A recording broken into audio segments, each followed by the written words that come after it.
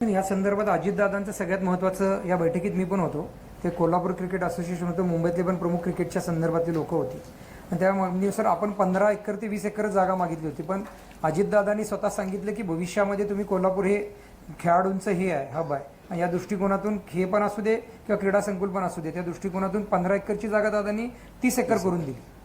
आणि ती 30 एकर करून घेऊन त्यांनी त्याच्या संदर्भात लागल तो निधी देतो म्हणून सांगितलं होतं.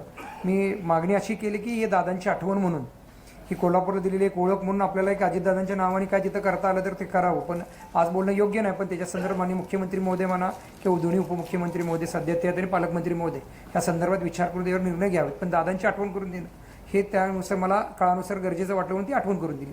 आणि मगाशी अमल साहेबांनी त्याची मागणी केली आणि मला असं वाटतं आम्ही सगळ्यांनीच त्याला संमती दिली की अजितदादांनी या सगळ्यामध्ये खूप चांगल्या पद्धतीने पुढाकार घेतला होता. तर भविष्य काळामध्ये त्यांची पण आठवण तिथं राहावी म्हणून त्यांचंच नाव तिथं द्यावं अशा पद्धतीचा ठराव आज DPTCच्या बैठकीत आम्ही करतोय. त्या स्टेडियमलाच अजितदादांचं नाव द्यावं.